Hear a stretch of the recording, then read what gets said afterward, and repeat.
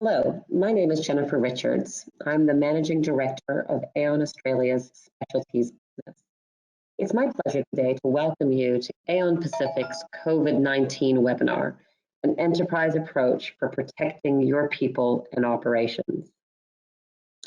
We can move to slide 2. Thank you. Today, I'm delighted to introduce you to a wealth of expertise in managing people and risk in a pandemic crisis. We're pleased to be joined by the following experts. Paul Cordiatis, the leader of our risk management practice, who has been helping our clients develop and implement their BCP plans.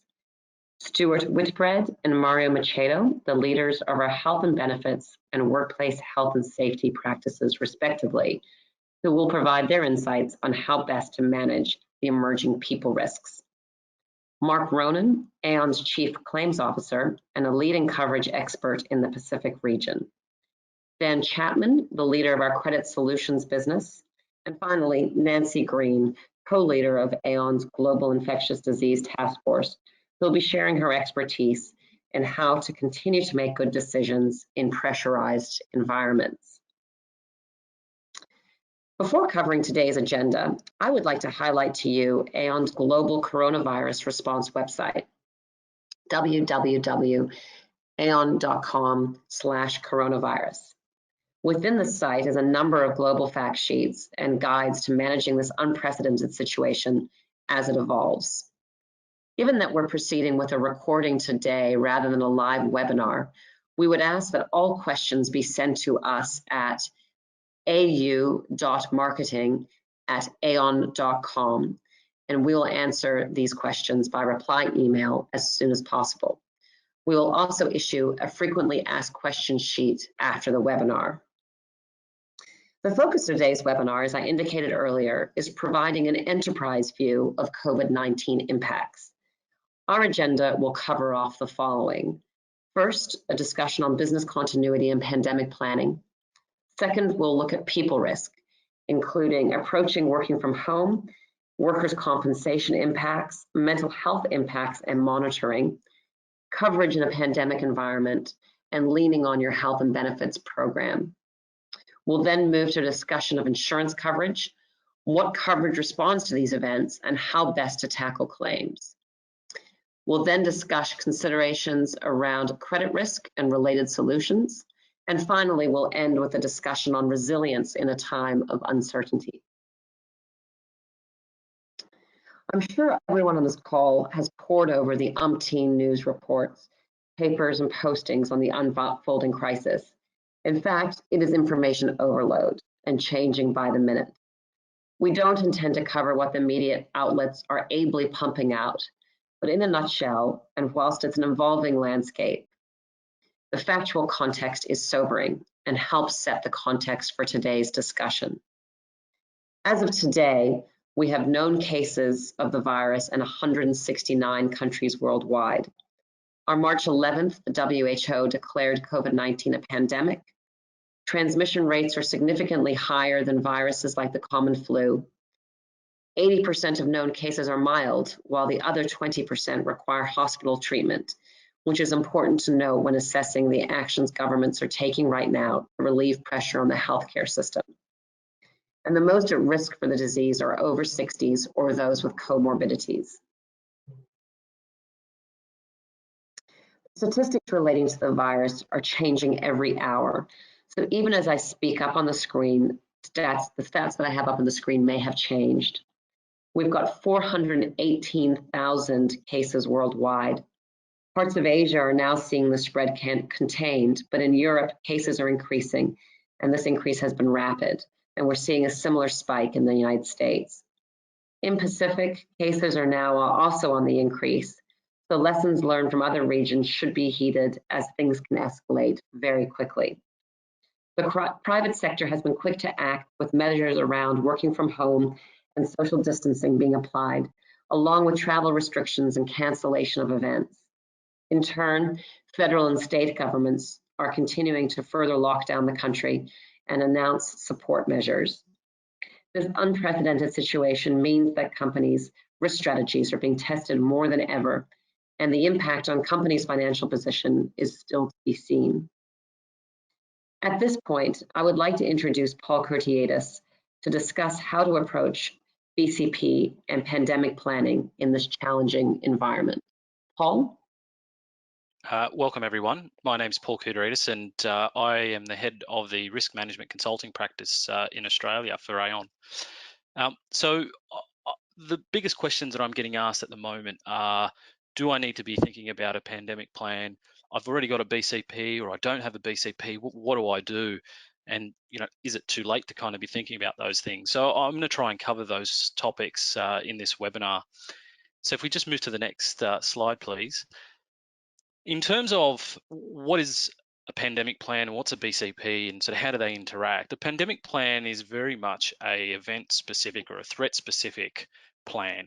It has sort of 5 key stages, and it talks about everything from preparedness and standby. So what do I as an organization need to implement or pre-plan should a pandemic begin and impact my organization?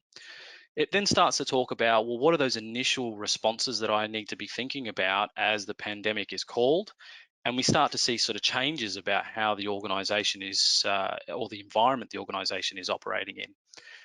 We then move into that targeted response phase. And just to be clear, this is the stage that we're at the moment. And the targeted response phase is really characterized by the fact that we've got enough information about the pandemic, about its spread, about its virility, about various factors about the disease, that we can kind of start to understand about where that disease is going to potentially spread and what other impacts it potentially could have from a epidemiology perspective. The last piece is really all the part that everyone's hoping to get to sooner rather than later, is the stand down phase, but I might leave that one for the moment. So with a pandemic plan, we're really talking about a very specific set of operational objectives and plans around how we're going to respond at these various stages of a pandemic. A BCP is a much broader document. A BCP really thinks about what are the variety of events that could impact my organization and how am I going to respond to that. So it talks about everything from a natural catastrophe event to a pandemic event to a technology outage event even.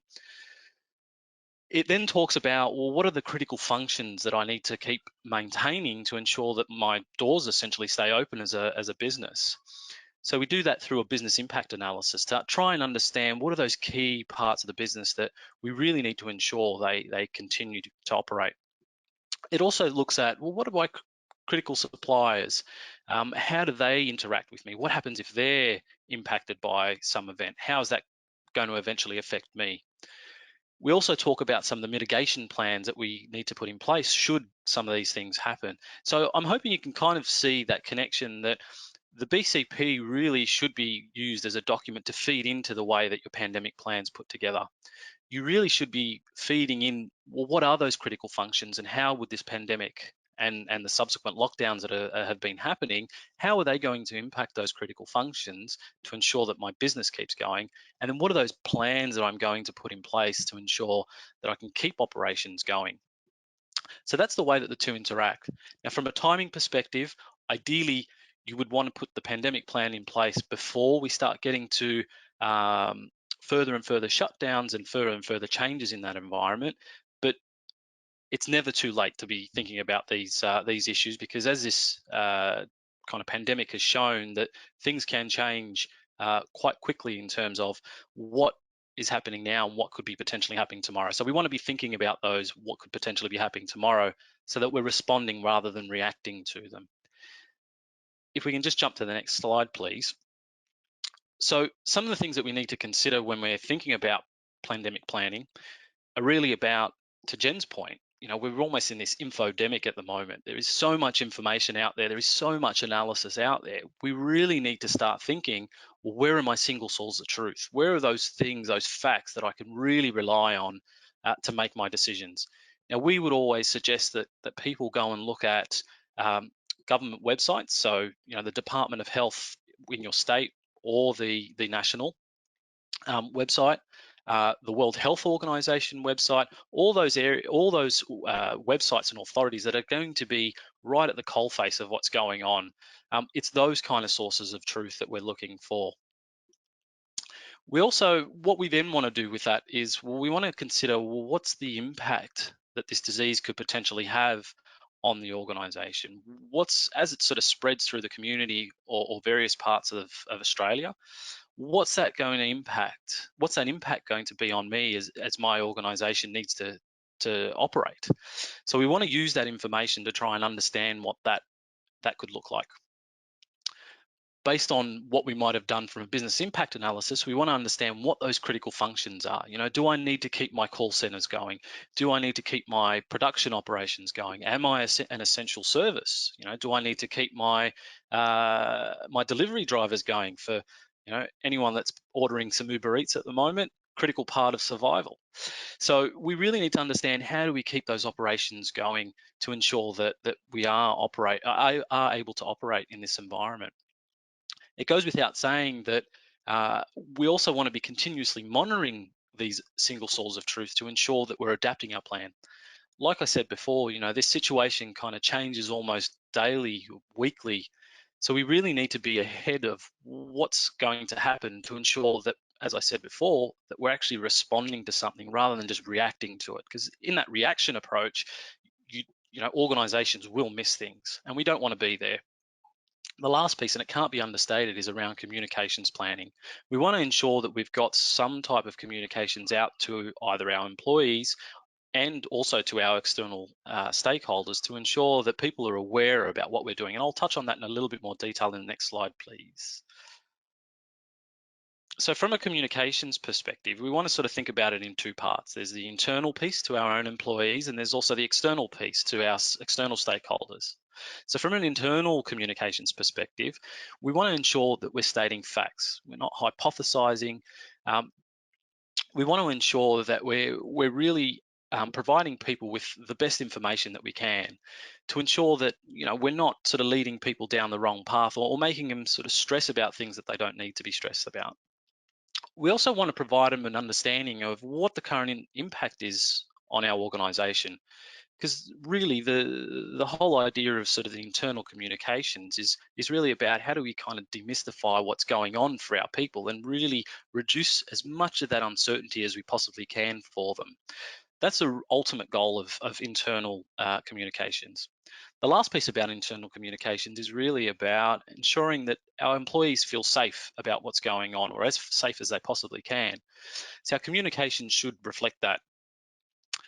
In terms of external stakeholders, firstly, we need to identify who we need to be talking to outside the organisation, what we're actually going to say to them, as well as in what manner are we actually going to say that to them? Is it an email? Is it a phone call? How are we actually going to communicate that message? The other piece about external communications is we want to ensure that we're being consistent about what we're actually communicating to those stakeholders. So we want to ensure that there's a point of approval for a lot of the communications that you might be sending out to ensure that we aren't sending out mixed messages. So there should be some type of vetting process in place. The last piece about external communications, probably the one that a lot of organizations miss most often, is actually ensuring that the communication's been received and has actually been understood in terms of the way that what the message that you were trying to deliver. So we really want to be following up with those external stakeholders to ensure that they've received it and understood what we're actually trying to tell them. So there's some key points around communications planning and a really critical part of anyone's business continuity or pandemic preparedness plans. The last point I want to touch on in the next slide, please, is around, I just sort of implore organizations to think about that, yes, we're in this pandemic environment, but there are a whole heap of other risk issues that are still going on in the background that we really need to be cognizant of and abreast of to ensure that our business can keep operating. If you're a financial institution, there's still market risks out there. There's still financial risks out there that we need to be thinking about. The other one that a lot of organizations are starting to feel the impact of is the cyber threat that's happening at the moment. There's a huge spike in phishing emails going out to organizations now that cyber criminals know that there are people that are distracted, working from home.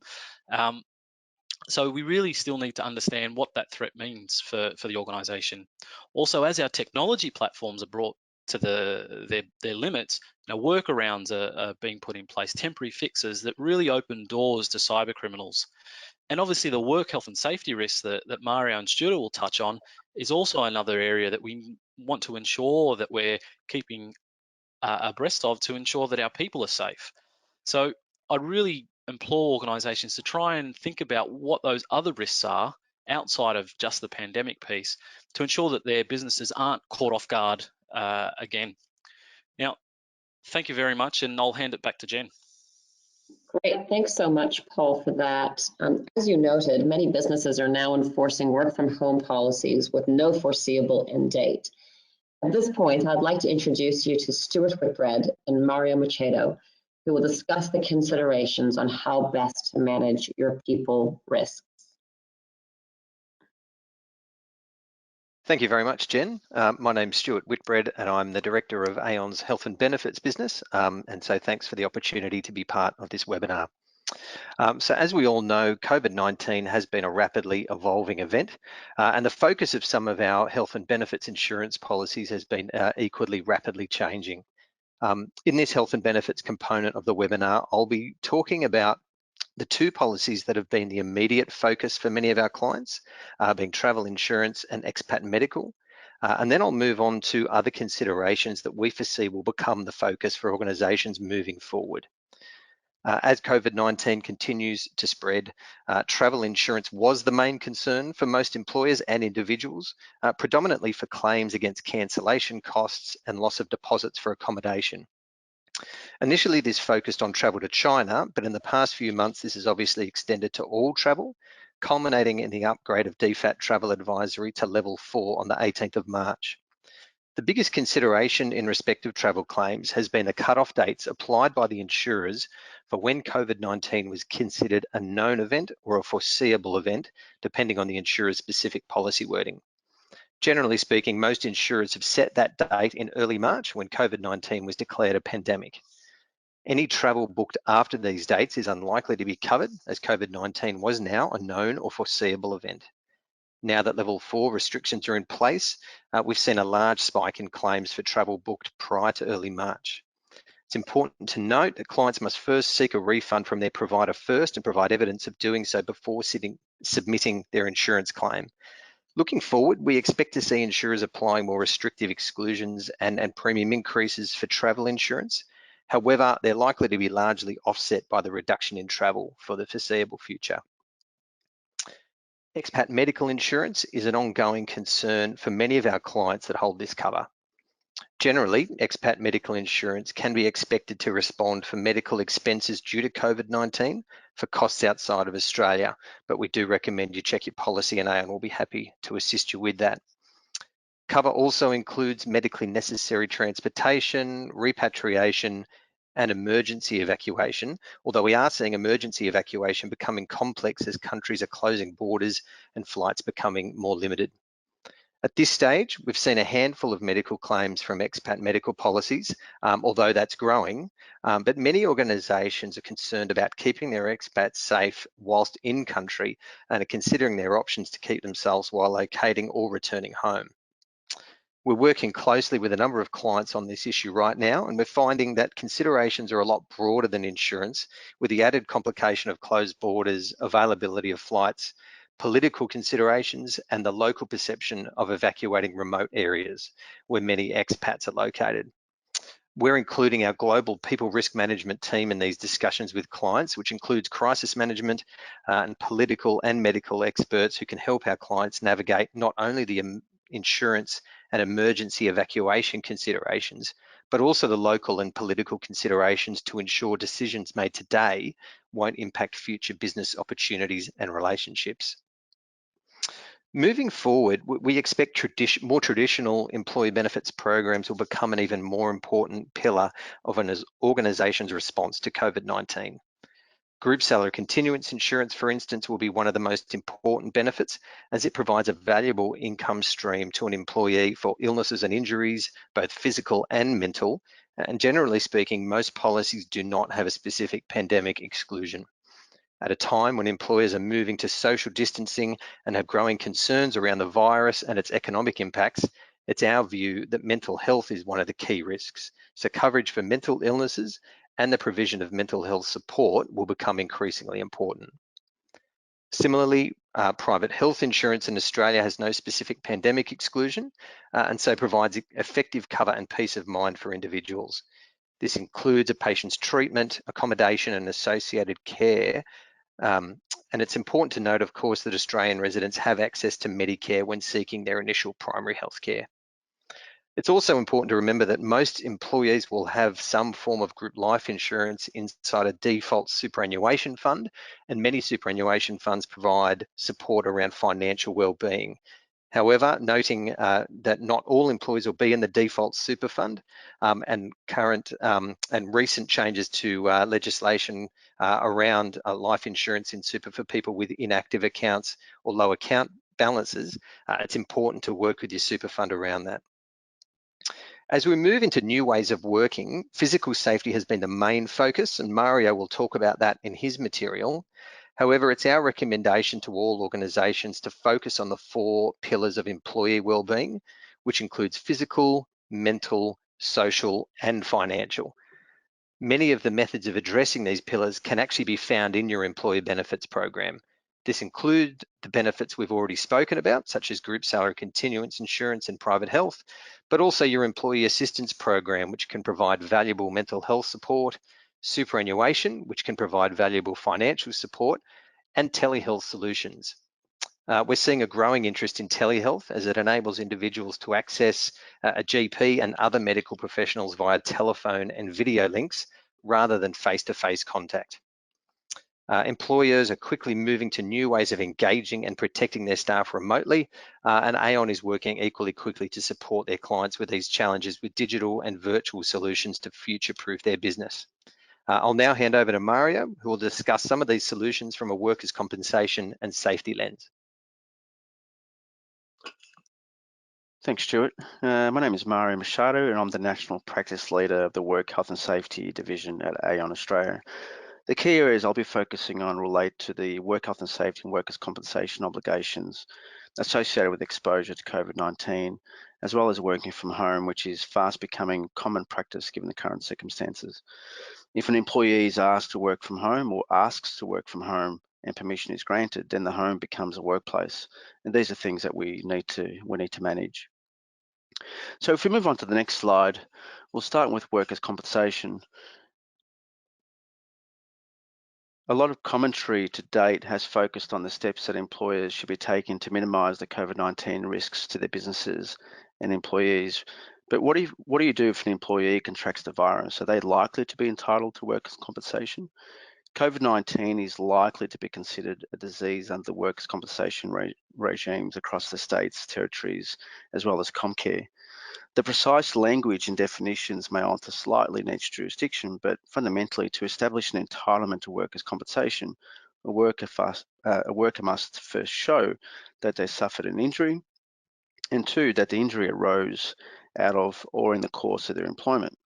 In order for coverage to apply, there must be a causal link between contracting the virus and work being the main or significant factor. So establishing in the course of employment may be more difficult with the virus, where an individual worker might have been exposed in a variety of different locations, both inside and outside the workplace. If the worker was not actually performing work at the time of exposure, questions need to be asked about whether the employer encouraged or induced the worker to be at the place if the exposure occurred because the worker was at the place, or to engage in a particular activity if the exposure occurred because the worker was engaged in activity. So the more complex claims are likely to arise where a worker claims that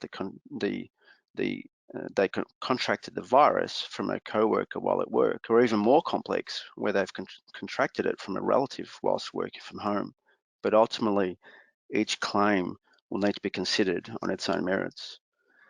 So if we move on to the next slide now and start to think about the work health and safety side of things, from a work health and safety perspective, employers must ensure they're managing the risks associated with COVID-19, and that relates to both the exposure risks as well as the working from home risks, including co-worker and visitor exposure, traveling for work, although a lot of the travel restrictions that have been implemented have reduced this somewhat, but again, this is something that employers need to think about, as well as what Stuart alluded to earlier, both physical and psychological hazards in terms of working from home, which is fast becoming a real issue given how fast employers have moved to implementing these controls. So if we move on to the next slide now, and if we think about some of the details and the risk mitigation strategies that employees need to think about, in terms of risks associated with exposure to COVID-19, employers must consider and implement a range of risk control strategies aligned to the hierarchy of controls, which must consider elimination, disinfection routines, PPE and other admin controls. But if we go into a bit more detail, where employers are looking ultimately to reduce exposure, activation of social isolation strategies, such as working from home, is something that needs to be considered. But where working from home is not possible, implementing separation strategies or separating employees from 1.5 to 4 meters is something that needs to be considered. Other risk control strategies that a lot of industrial employers are implementing or should be considering, things like large-scale disinfectant routines, implementing hand sanitizers across the workplace, gloves and masks, and all of these are designed to reduce exposure. But when attendance at work is considered essential, even things like staggering start times is something that can actually reduce exposure, in particular from one colleague to another. And again, when attendance at work is essential, asking employees to not use public transport. So asking employees to drive themselves, and where reasonably practicable, if that can't happen, looking at using taxis or Ubers to get to work, all to reduce the risk of exposure during the public transport element of getting into work. And of course, as a lot of employers have already done, avoiding having visitors on site unless absolutely necessary. But even when a visitor is required, looking at some of those controls that I mentioned earlier in terms of gloves and masks and hand sanitizers and the like. If we move on to the next slide, and if we think about working from home introduces a range of psychological and physical hazards which have to be considered and managed. And some of the controls that we need to be thinking about in terms of working from home and remote working, activation of strategies to combat social isolation. This is becoming a real issue at the moment because whilst many of us work from home regularly, no one's ever had to face the prospect of having to work from home for weeks. So having regular check-ins, having WhatsApp and Facebook groups set up for each group so they can at least interact and socialize during the normal business day is a really important way of, or an important method of combating some of these social isolation risks. Implementing web-based tools to help manage workforce, things like video conferencing, web-based e-learning programs, specific mental health support programs to help, again, all being online. These are all things that that should be considered to combat some of these social isolation issues. Promoting mindfulness practices is also really important, and mindfulness practices is not just about meditation. Things like asking employees to avoid constantly reading the news online. There's a lot of negative and not necessarily factual information online, so asking people to just stay focused on their job and only really perhaps even looking at the news at the beginning and at the end of the day if they want to keep up with what's happening. That's recommended. Keeping a fairly positive outlook about where we are and where we're heading is really important as well. I mean, at the end of the day, we're all in the same boat, so being as positive as we can about the outlook is very important. Focusing on daily routines, getting people to start at the same time every day, getting up at the same time. I know that in the past, I actually get up and put on a shirt and pants, so I feel like I'm actually at work. I'm not actually at home, I'm actually at work, finishing at a certain time so that I'm not working all afternoon and all night. Having regular breaks, and for those that do practice meditation is really helpful in terms of assisting with some of these psychological hazards that we're talking about. And from a physical hazard perspective, this is one of the more prominent issues, asking employees to complete a self-assessment from a work health and safety perspective. And this is all designed at identifying hazards within the home environment, which is now becoming the home work environment. And the two key things we're asking our clients to look for is ergonomic hazards, having a nice setup with your workstation, and things like electrical hazards, making sure that leads are all set up nicely and don't create an electrical hazard is critical.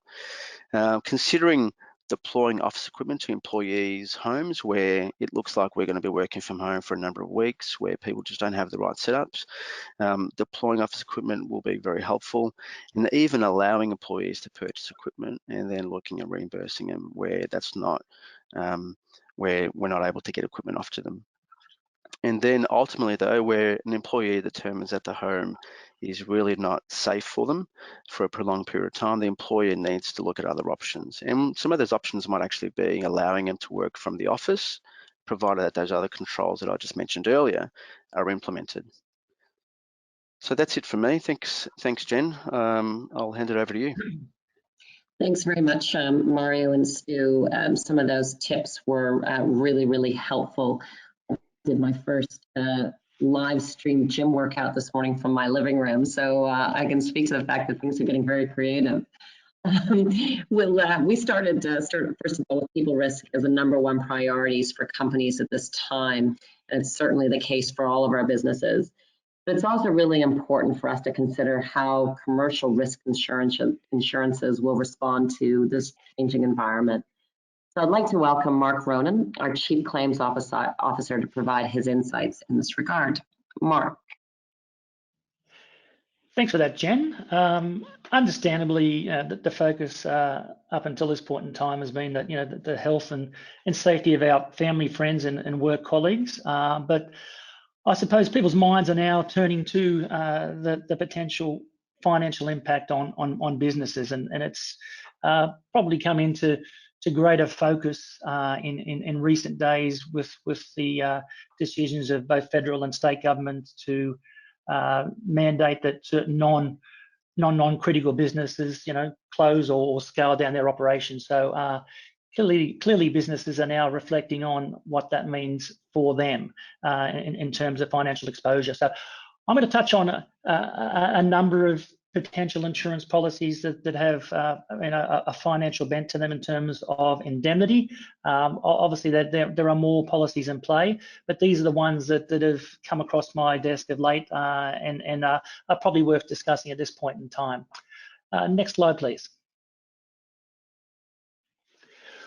Well, as Stuart alluded to, there have been a number of claims, at this point in time, in terms of cancellation of travel commitments and the like, but we're now morphing into more of the business-focused claims, and I suppose the prevalent claim or queries in terms of claims that I'm getting at the moment pertain to potential consequential loss claims. When we talk about consequential loss, we're talking about loss in sales and potentially additional costs of undertaking work as a result of an insured peril. These policies that cover consequential loss invariably a combination of a property and a consequential loss exposure type of policy, and there's a lot of confusion in terms of these policies, whether they're going to respond to COVID-19, whether they're not. So it's probably worthwhile just stepping back a bit and explaining how these policies in fact do operate. Well, in terms of the policies that we predominantly come across, they're referred to as industrial special risk insurance policies, and that's a combination of property and, if there's damage to property, the consequential loss exposure that emanates from that damage. And the word damage is very important in that in order to crystallize a claim under these policies, there needs to be damage. And in terms of damage, predominantly it's physical damage, damage under the normal auspices or definition of damage.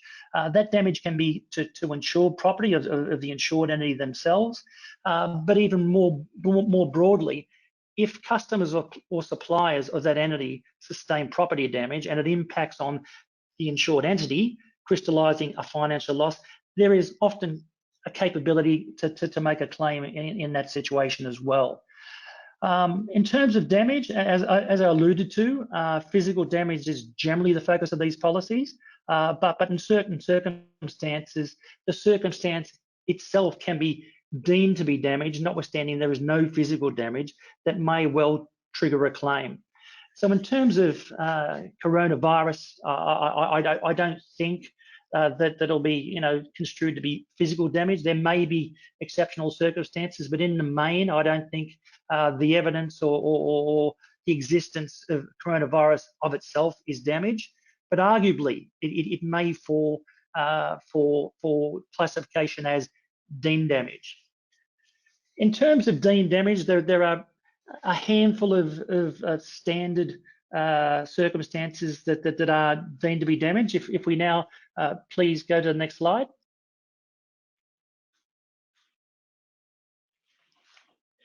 In terms of deemed damage, one of the common sort of definition of deemed damage is a circumstance where a public authority orders a partial or full closure or evacuation of a premise as a result of an infectious or contagious human disease.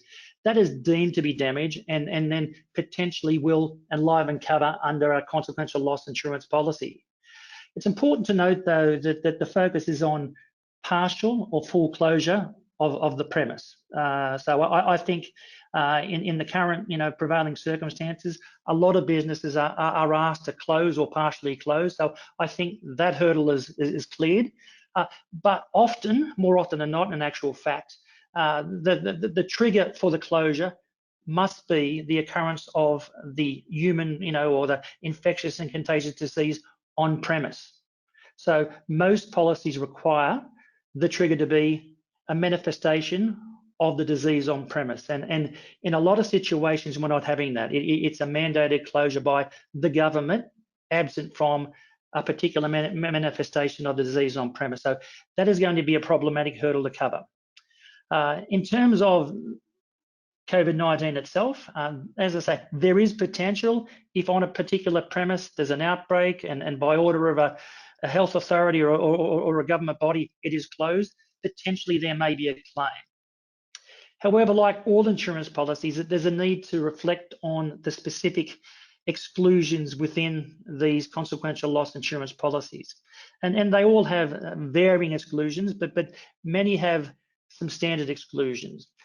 Back in 2003, there was a SARS outbreak in Asia. As a result of that outbreak, many, if not most, insurers excluded any losses emanating from SARS as being insurable losses under these policies.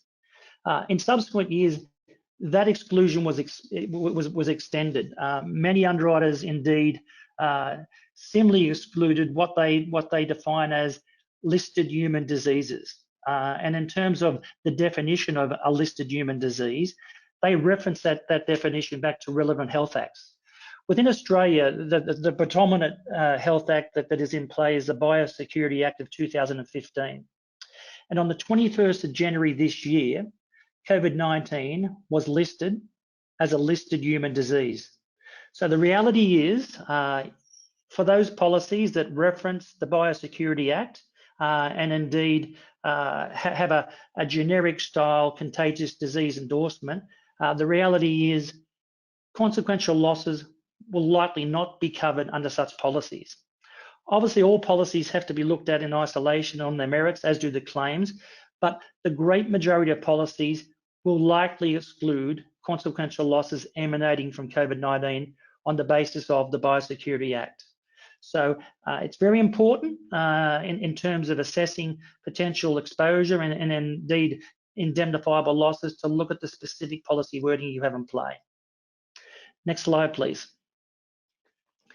In terms of other policies that may well come into play, clearly directors and officers liability policies in coming months may be challenged in terms of the inevitability of shareholder class actions.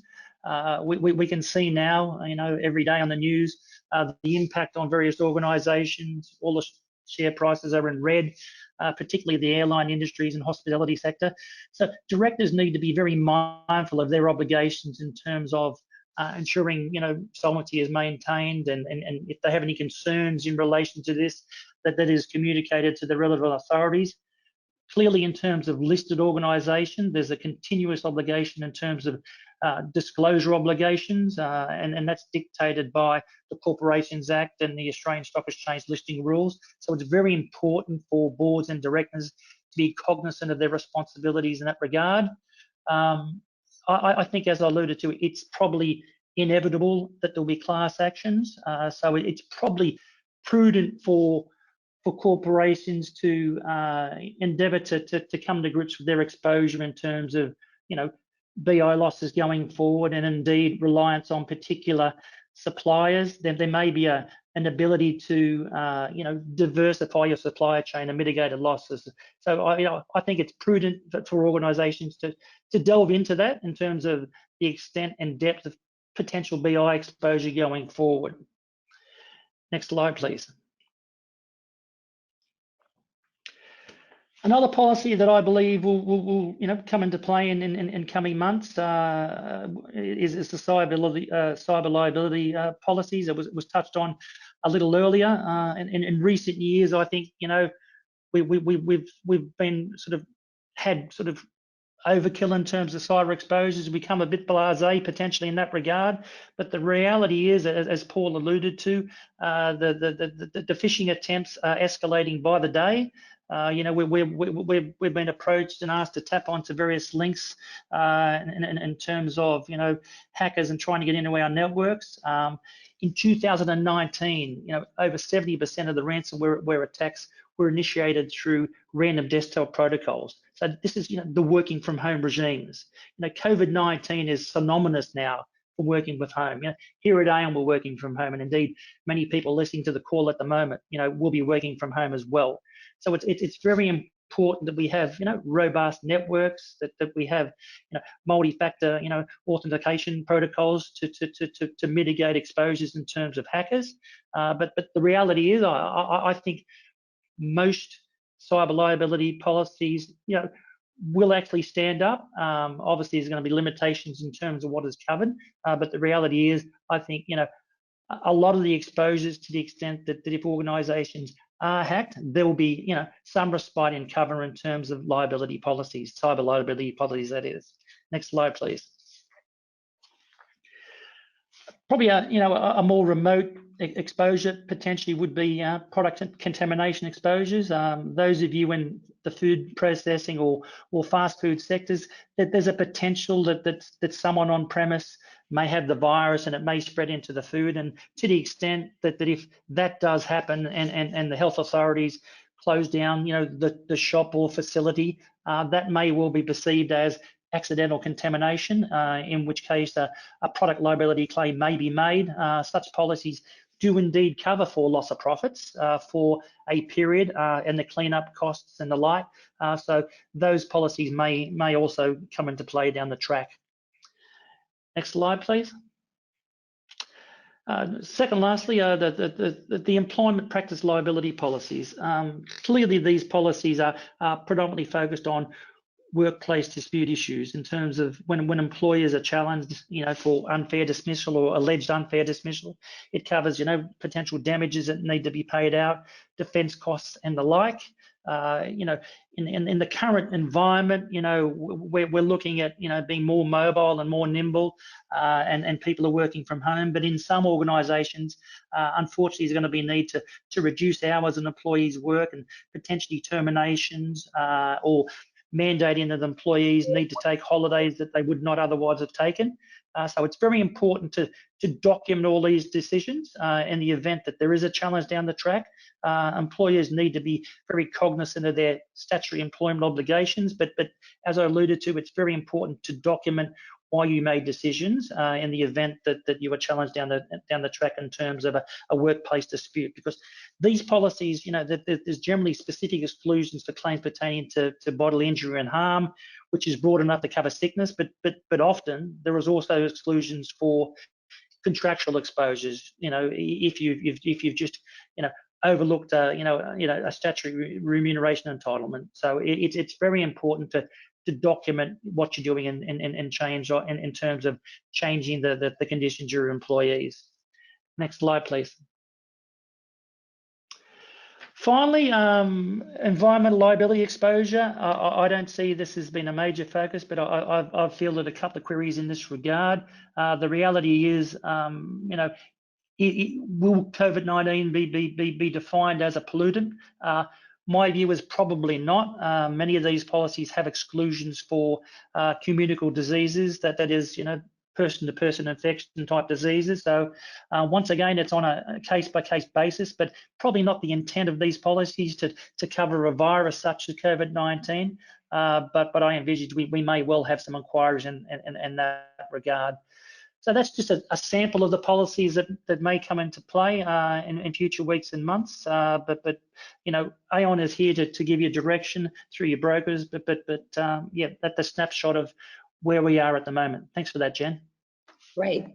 Thanks so much, Mark, and thanks for sharing those great insights. Changing gears slightly, would like to move to a discussion on credit risk. The lifeblood of every business is its cash flow. So how do you think about minimizing risk when that cash flow starts to dry up as debtors rise? This is one of the more frequent questions we're seeing across our client base at this time. So we wanted to bring along a resident expert on this topic, our Director of Credit Solutions, Dan Chapman. And Dan has very kindly agreed to join us here today from his sickbed, which is very good of him, but I do apologize in advance for his voice. And he assures me that it's just a cold. So welcome, Dan, to the discussion today. Thanks, Jen. So in Credit Solutions, our focus is on the economic effects of COVID-19 and how that will impact our clients. To set the scene, in 2019, the global economy grew at a rate of just 3%. That's the lowest growth we've experienced since the GFC in 2009. Pre-COVID crisis, GDP growth in 2020 was already predicted to weaken, down to 2.9%. Fast forward to today, and market uncertainty as a result of COVID-19, restrictions on the movement of people and goods, and the resulting broken supply chains has caused significant trade contraction. This has and will continue to cause significant challenges to the economy throughout 2020. According to market estimates, global business disruption could create a reduction in trade of up to $320 billion a quarter, which will put us into a global recession. Initially, analysts were predicting a V-shaped event, i.e. a short-term shock with a quick recovery. But as the crisis deepens, this is now expected to be U-shaped, with a much more sustained period of recession. Insurers are already predicting a doubling of insolvency rates globally compared to pre-crisis levels. These business failures will put our clients at increased risk of not being paid for the goods they've sold and the services provided. If you can move to the next slide. Thank you. In these difficult times, it's important that businesses focus on the serious people and health-related issues that they face. But client insolvency and your ability to collect balances owing to you also needs to be a priority, as ultimately this is going to dictate the viability of your business moving forward. As we enter a new environment, it's important to understand that the rules have changed. The creditworthiness of your clients is altering on a daily basis, and historical performance isn't as reliable a guide to future prosperity as it once was. Businesses that were previously viewed as strong and low risk of default may have become distressed in a matter of weeks, as their revenues, and most importantly, their cash flows, have dried up. Understanding your debtor book and managing your exposure is vital. Your credit manager is more important to the business than ever. If you move to the next slide. Thank you. In the current market, businesses most at risk of failure are those unable to adapt to a sudden drop in revenues, i.e. those that are highly geared or have a high proportion of fixed costs. Those that already face liquidity challenges, or those who are operating in the worst hit sectors, such as travel, hospitality, retail, and entertainment. But let's be clear, the risk is heightened across all sectors. One of the tools available to clients to mitigate this credit risk exposure is trade credit insurance. A trade credit policy protects businesses' cash flows and their balance sheets against the damaging impact of these bad debts. The policy provides a safety net against losses, but it can also help you to avoid them altogether. The insurers have teams of analysts that are constantly reviewing your clients and help you to identify and avoid businesses that are distressed. It can also help you to combat falling sales by giving you the confidence to extend increased credit to new or existing clients, knowing that these receivables are guaranteed. A policy can also be assigned to financiers, providing comfort and potentially an additional layer of security to lenders at a time when securing access to long-term or short-term financing could be challenging. Unlike other insurance policies though, it's important to remember that the capacity available from insurers on each buyer is finite. As you can imagine, demand is increasing and capacity is contracting. So businesses interested in securing protection need to move quickly. As always, existing insureds should continue to have close communication with their brokers, be diligent in following their credit procedures, and adhere to the obligations under the policy. Also, it's an important time to consider the guidance from insurers when they're unwilling to extend cover on one of your clients. Thanks, Jen. I'll pass back to you. Thanks, Dan, very much for your insights. For our final piece of our webinar today, I'm delighted to welcome from Chicago, Nancy Green, co-leader of Aon's Global Infectious Disease Task Force. Nancy recently wrote a white paper on keys to success in managing a black swan event, and she's here today to offer her unique insights and how you can continue to make good decisions in an uncertain situation. Welcome, Nancy. So not everything goes according to plan. And no matter how well prepared we are, this COVID-19 event really has a life of its own. So it's helpful to understand what it feels like to be making decisions in that kind of a fluid environment. And we wanted to share some insight with you on that. One thing is to recognize that the psychological impacts of crisis situations, it's not so much that you're dealing with COVID-19 and how it's impacting your organization. It's doing that while simultaneously recognizing that this event is most likely going to be bigger than other events that have faced your company. And when you have that kind of situation, sometimes it feels overwhelming. And when it feels overwhelming, there's an opportunity to help ourselves think about how do we focus on key decision making that we need to accomplish and do it in that kind of environment. And my little comment here in the second bullet about don't miss the gorilla is just reminding us that if we're focused on trying to deal with the situation, make sure that we're taking a look at everything, including the gorilla in the room. So organizations and people who move successfully through crisis situations, there's research that's been done that indicates there are some common characteristics to that behavior. And even though some of this research was done at the individual level, looking at individuals that survived crisis events that others didn't, what made the difference, you take a look at some of these characteristics that we'll walk you through, and you recognize that can apply to organizations as well, that kind of thinking. So one thing that survivors exhibit is the ability to, what they say, employ active passiveness. All that is saying is that if you take a step back and take a look at what's going on, you oftentimes see things that you might have missed if you had just continued fluidly.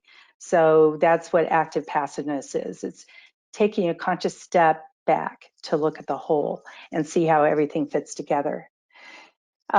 Survivors also take a look at what's really there, not what they expect to see. We can't proofread our own work in a good environment because we see what we expect to see. When we're in a crisis environment and making decisions in that kind of situation, make a conscious effort to look at what you're actually seeing.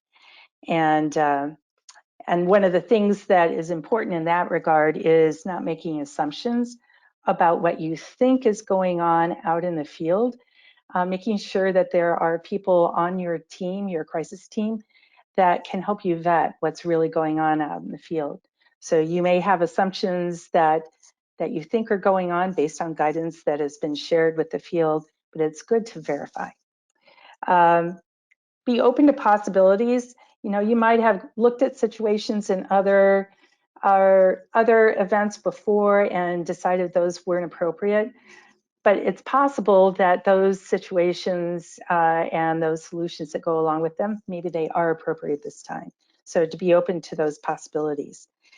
Also be able to flex and adjust when needed, because one of the things, if your plan is no longer able to contain the event as it continues to unfold, flex and build off of your good foundation, but also take a look that you might need to build a bridge to the point where your plan does become appropriate again. And then be persistent, don't give up. So if we move to the next slide, I want to talk about, as you're pursuing resilience in this time of uncertainty, how do you maintain that good decision-making environment when everything is going on and you're dealing with impacts in the organization and wanting to make sure that you're focused on what you need to focus on? So one of the things we suggest is test and question assumptions. That's a little bit of what I mentioned in the prior slide. Just making sure that there are people on your team who are connected to the field and able to relay in real time what's actually going on, so that you're able to make decisions based on what you know is actually happening. Also, to take emotion out of the equation by focusing on accurate, factual, objective data that you can really put your hands on, and you've already vetted the sources. That's the quickest way to start to be able to focus. And then expanding your access to external resources, you know, partners like Aon and others who can provide a broader view and support decision-making on your stakeholder team. I also wanted to call out a couple of other bullets on this slide that are really important in dealing with a situation like COVID-19, which can feel very overwhelming to your employees as well as your leaders. And the fact is that when you're able to break the situation down into manageable components for tactical response, that is a good way of tackling that kind of overwhelming situation. You would tend to want to do it anyway, but it's helpful to be reminded that that's a very impactful strategy. Also, to get comfortable making decisions with incomplete information. There are going to be a lot of decisions that you come across in mounting a successful response to COVID-19 where you won't know what the right answer is, but if you are recognizing that that's going to be the case, then get comfortable with that kind of decision-making environment. Also, to the power of planning, and we encourage, no matter where you are in the situation that COVID-19 is presenting, you know, it takes some time to continue the planning process, you know, what's coming next. The power of planning isn't just the plan itself, but it's also the act of planning and communicating with your response team. And the more you're communicating, the better you get to know each other, and the easier it is to flex when you need to start adapting. And then the last thing I would say on this particular side is we can't predict the scope or severity of COVID-19 and how it's going to manifest itself, but we can prepare for the impact. And so even though as your organization is moving further through the COVID-19 event, just recognize you can prepare for the impact and take steps to make sure that colleagues are available and able to support that process, because it is possible to prepare for that impact. And if we go to the last slide, we call this last slide the 7 C's of decision making. And what we would say is that when you're making decisions in a crisis environment, there's a lot going on, But if you just remember each one of these 7 C words, this enables you to remind yourself to walk through a pattern of questions that can help ensure, even when the answers are not clear, and it may look like, instead of a black and white situation, shades of gray, these can help you guide to a North Star. Candid, be creative, operate within a code of conduct that allows decision-making to follow the character of the company. Maintain competence, and what we mean there is just making sure that as you're mounting your response, you're also paying attention to the business and trying to keep it flowing in as normal a way as possible. Be focused on confidence and compassion. And the compassion is particularly important in COVID-19 because it gives you an opportunity to think about all the individuals who are involved in the way the event is presenting itself, and thinking about, what it is that they need and balancing that with other decision making. So that compassion component is important. And then coordination. So between candid, creative, code of conduct, competence, confidence, compassion, and coordination, now you have a decision framework that can hold you in good stead, regardless of what the COVID-19 event presents to you. So with that concludes the comments that we have, and we want to thank you and reiterate that in this ever-evolving situation, we're here to help you manage risk in these uncertain times. So please don't hesitate to contact your client manager if you have questions. And if you have questions for any of us that have been panelists for today's discussion, you can email our marketing team at au.marketing@aon.com, and we'll look forward to responding to you as soon as possible. Thank you again for sharing your time with us today.